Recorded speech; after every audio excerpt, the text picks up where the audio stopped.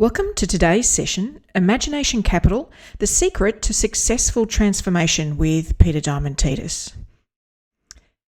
In meeting rooms all around Australia this week, hard-working employees just like yourself have turned up to a regular weekly team meeting only to find their senior manager with a particularly gleeful grin on their face.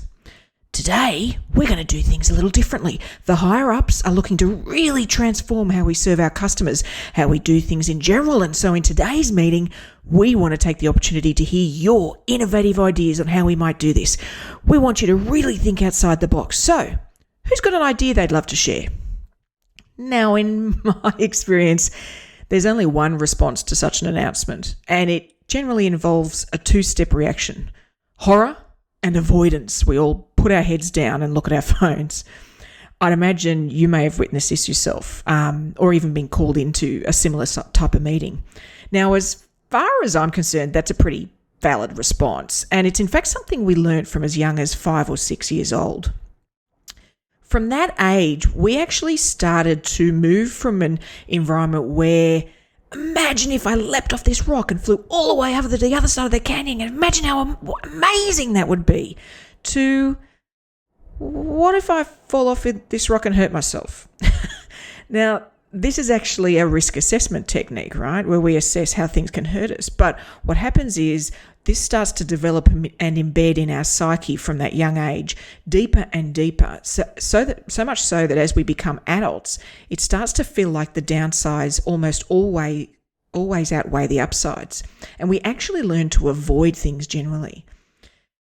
Although, I guess if you think about it, when we do get as an adult an opportunity to be faced with a bit more fun, to be a bit more adventurous, to think outside the box, you'd think we'd take that inspiration and run with it, right?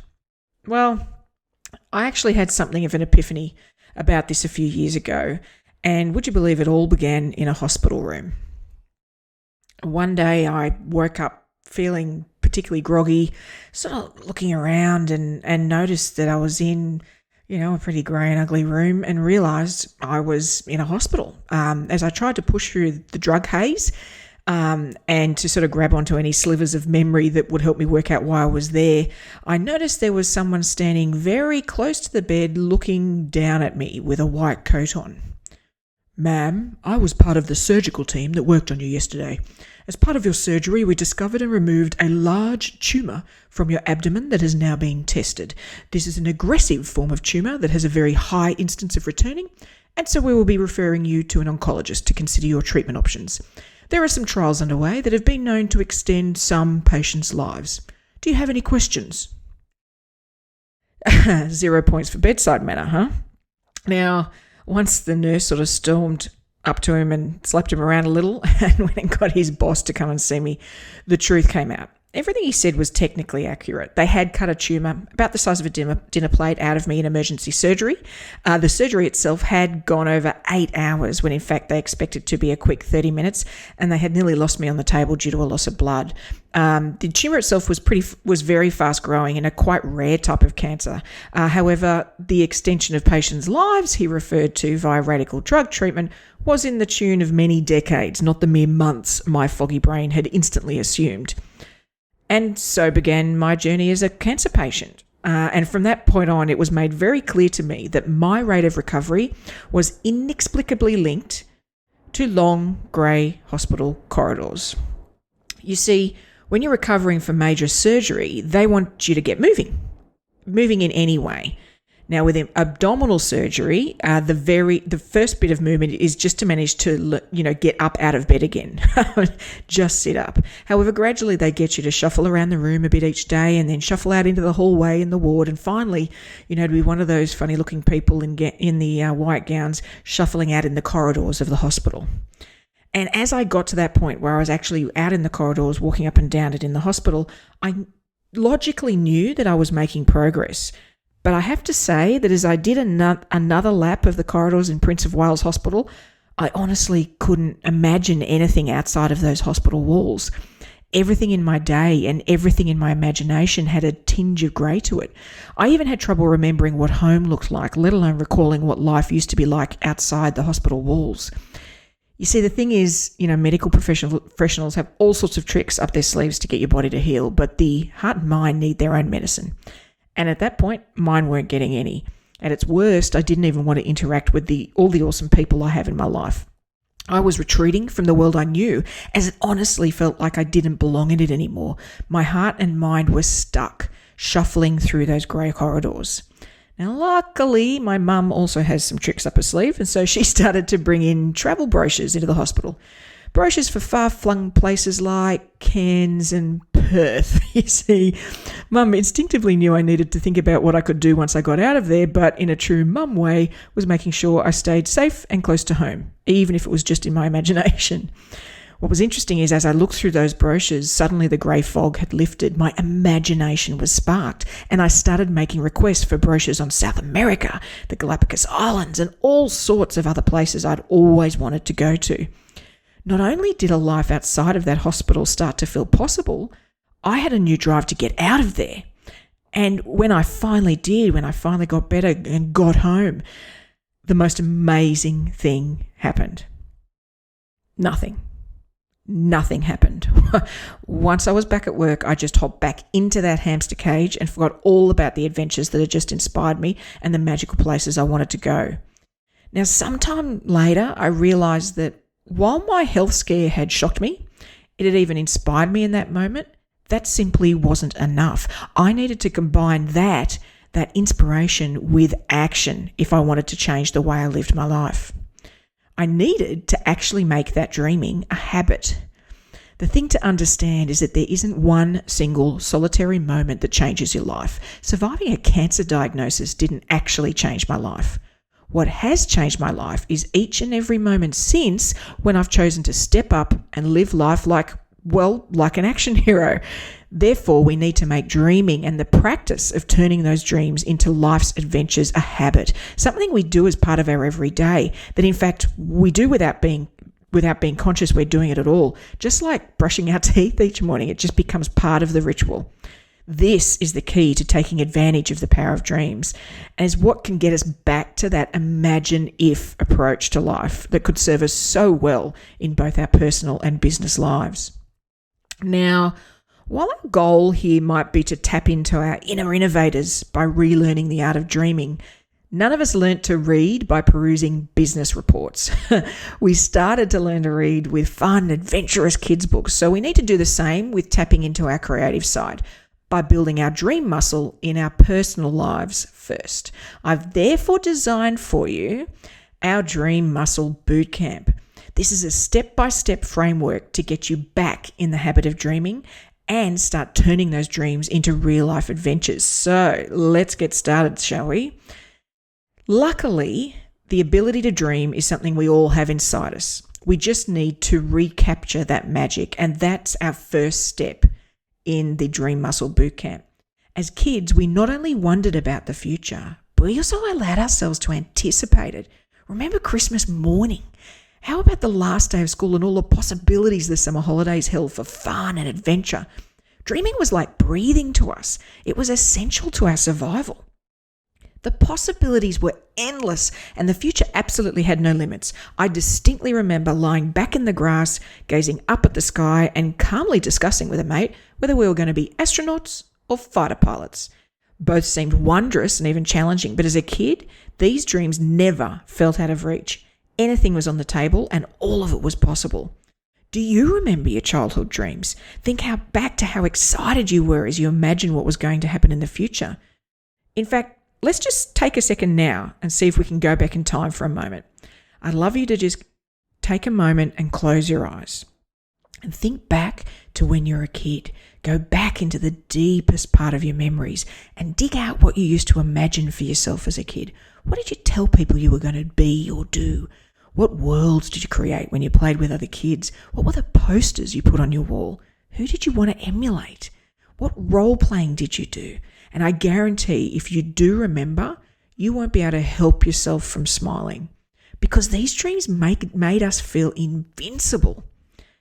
Now, if you open your eyes, now I'd imagine that there's some chance that maybe you wanted to be a fireman. Maybe there was some hopeful ballerinas out there. Like me, perhaps you wanted to be an astronaut. Although, to be fair, I also wanted to be a librarian, which seems in conflict, but that's just the type of person I am. But how good does it feel remembering these dreams? We need to tap back into that feeling, to take the time to lie in the grass on a beautiful day, look up and wonder about the possibilities of the future. These moments of reflection, when we truly take the time to let our minds wander, are when we often get the greatest clarity. You might have experienced this before. You've been on holidays for a few days. You've managed to de-stress enough that you're maybe chilling out in a hammock or by the beach. Maybe you've got a cocktail in hand and a problem that's been bothering you, or maybe a decision you've simply not been able to make, suddenly becomes clear. Well, discovering our hopes and dreams, taking the time to really think about the things we would love to do, can also come out of these moments of clarity, out of taking the time to breathe. Finding that wonder again is how we take childlike curiosity and turn ordinary days into extraordinary adventures. Now, step 2 is collecting your dreams. Now, as opposed to the single big goal or dream of many self-help books, I honestly think that's hogwash. I believe that life isn't about one great dream. Life is a beautiful hodgepodge of all sorts of experiences. And so it makes sense that we would therefore also have quite an eclectic collection of dreams, and that these dreams are going to change over time as we meet different people and live in different places and get older and want different things. So we need to just start opening our minds to possible dreams and ideas, and then start noting them down as they occur to us. Get a little notebook. You could even use Pinterest or anything that helps you collect those ideas. Then on the first page of your book should be a reminder of all the things you are going to be when you grow up, as a reminder to hold on to your youthful exuberance. Then just start noting down all the things you want to do, see, or experience. It could be places you want to go, things you want to learn, or maybe even something you want to go back to relearn, something you learned as a kid. It could be challenging yourself to try something new or pushing yourself physically. Don't second guess whether they're possible. The point here is to start to build a collection of dreams, your universe of dreams, that gives you a buzz of excitement just by reading through it. This isn't a list of 4 or 5. We need to fill your book, and you should be adding to this list all the time.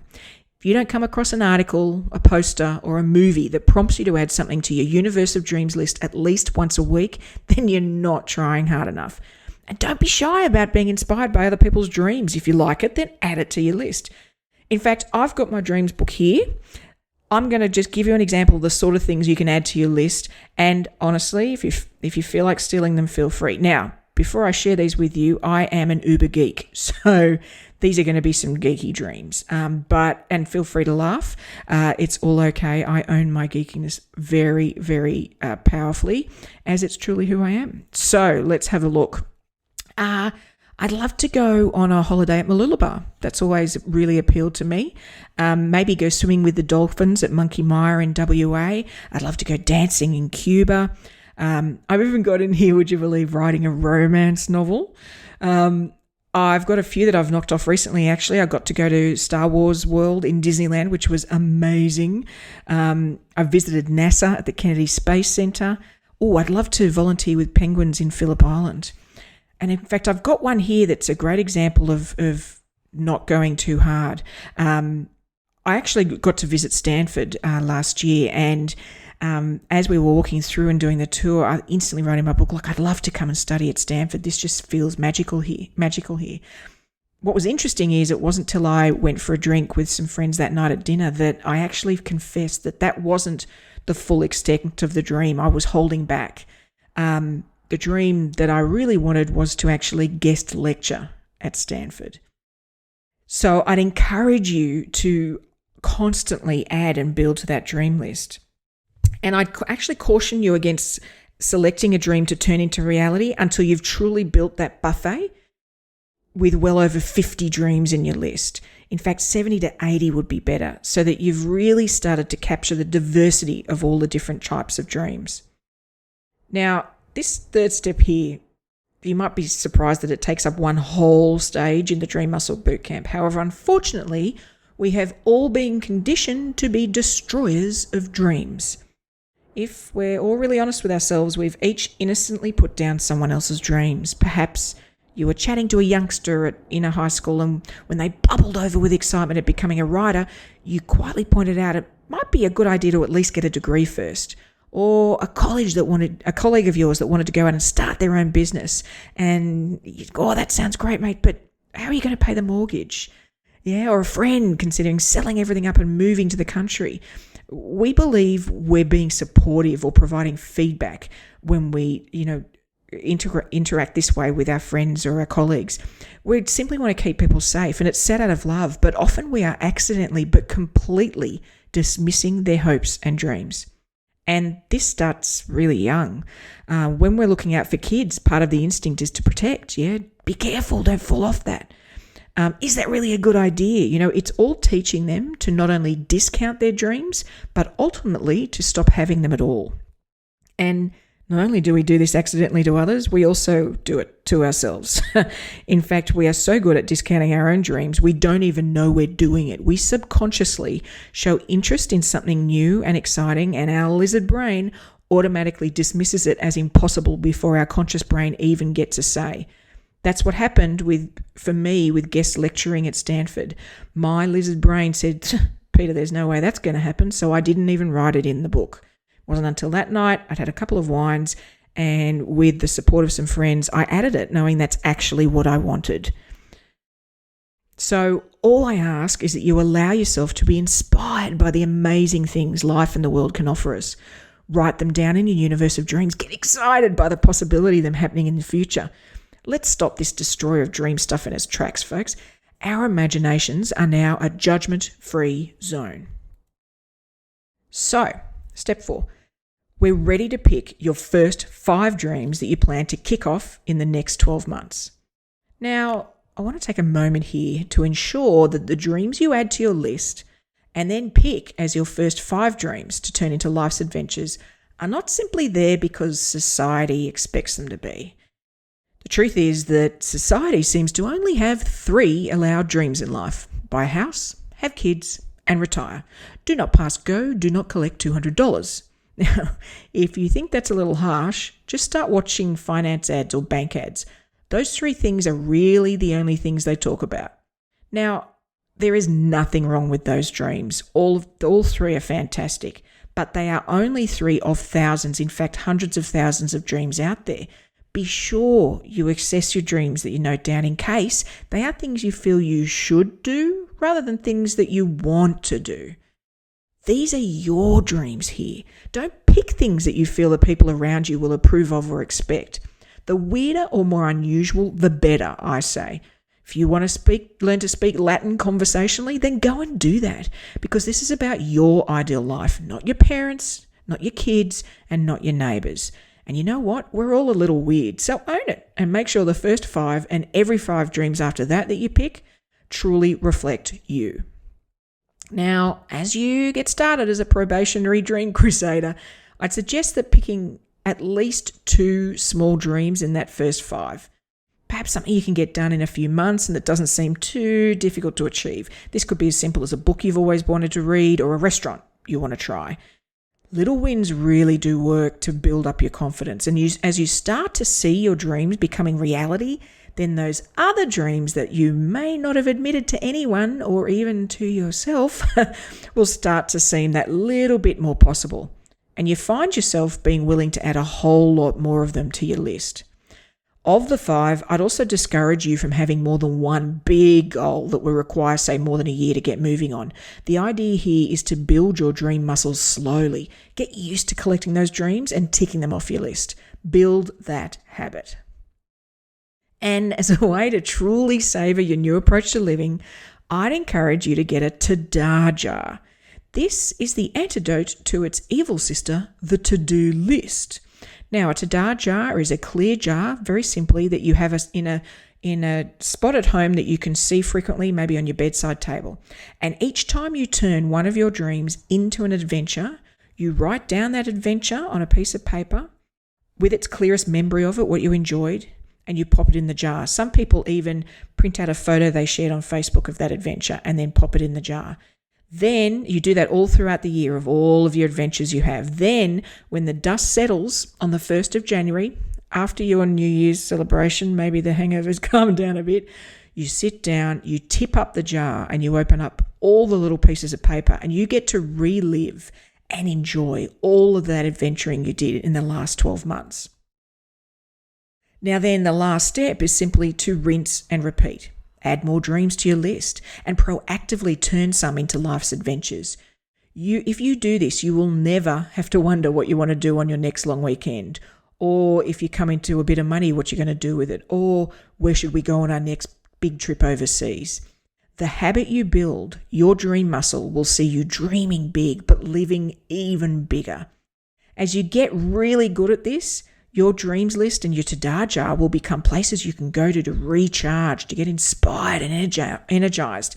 And you'll begin to see things in a whole new way, or even a new dimension. Now, at the live sessions when I do these, you're able to see these slides in 3D. If you have 3D glasses, I'd encourage you to pause the video, grab them and have a look. And if you'd like some of our 3D glasses, please don't hesitate to reach out on Facebook or on Instagram. I'm happy to post some to you.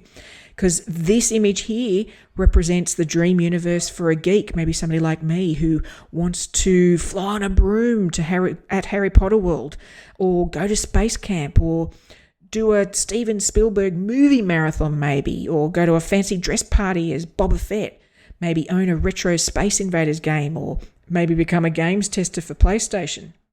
And if that's not your speed, maybe you're more of a fashionista and see your life's adventure including living in Paris for 6 months, or getting a couture gown made just for you, shopping at Tiffany's, or going to all 4 international fashion shows in 1 year, or maybe having a whole room to change in just like this one. Whatever type of adventurer you are, by building your dream muscle, you will see the world and its potential in a whole new way.